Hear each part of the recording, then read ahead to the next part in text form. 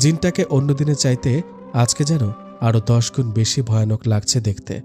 জিনকে দেখে ভয় কেঁপে ওঠে তানিশার মন। সে দৌড়ে পালানোর জন্য সামনের দিকে পা বাড়ায়। তখন ওই জিনের অবয়বটা ঝড়ের বেগে তার কাছে ছুটে গিয়ে তাকে হাওয়ায় উড়িয়ে নিয়ে বিছানার ওপর ছুঁড়ে ফেলে। পুরো রুমের মধ্যে যেন ঝড়ের সৃষ্টি হয়। পুরো রুমটা তছনছ হয়ে যায়। ফুলগুলো ছড়িয়ে ছিটিয়ে পড়ে চারদিকের মেঝেতে। বিছানার ওপর পড়ে গিয়ে বেশ ব্যথা পায় তানিশা। সে উঠে বসার চেষ্টা করতে জিনটা গিয়ে তার উপর ঝাঁপিয়ে পড়ে।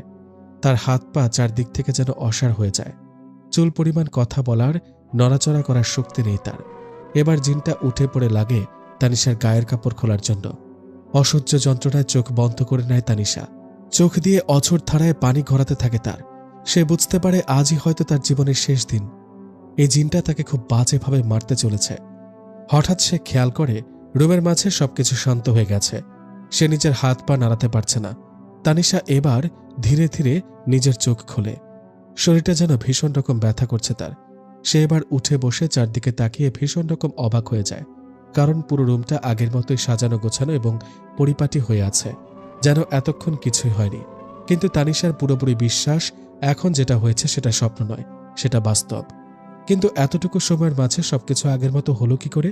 নিজের দিকে তাকিয়ে দেখে সে নিজেও একদম পরিপাটি এবং ঠিকঠাক আছে। কোনো কিছুই হয়নি তার সাথে। কিন্তু তানিশার মাথায় একটা প্রশ্ন ঘুরপাক খাচ্ছে। সে তো এখনো ঘুমায়নি, জেগেছিল সারাক্ষণ। তাহলে এসব স্বপ্ন হবে কি করে? তখনই দরজা খোলার শব্দে সেদিকে তাকিয়ে দেখে ইদ্রিস রুমে ঢুকেছে। তানিশা কোনো কিছু না ভেবে দৌড়ে গিয়ে তাকে পেছন থেকে জড়িয়ে ধরে। ইদ্রিসের হাতে 2 গ্লাস দুধ ছিল। তানিশা হঠাৎ এভাবে ধরায় হাত থেকে দুধের গ্লাসগুলো পড়ে যায় নিচে, ভেঙে চুরমার হয়ে যায় সেগুলো। ইদ্রিস বেশ অবাক হয়ে তার দিকে ঘুরে দাঁড়ায়। তাকে নিজের মুখোমুখি নিয়ে এসে 2 গালে হাত রেখে শান্ত গলায় বলে, কি হয়েছে তাসু? তোমায় এতটা হাইপার লাগছে কেন? কিছু দেখে ভয় পেয়েছ নাকি? তানিশা কোনো উত্তর দেয় না। তার থেকে নিজেকে ছাড়িয়ে নিয়ে কয়েক পা পিছিয়ে মাথা নিচু করে দাঁড়ায়। ওর কাণ্ড দেখে ইদ্রিস মুচকি হাসে। ওর কাছে 2 পা এগিয়ে গিয়ে থুতনিতে হাত দিয়ে মুখটা উঁচু করে ধরে।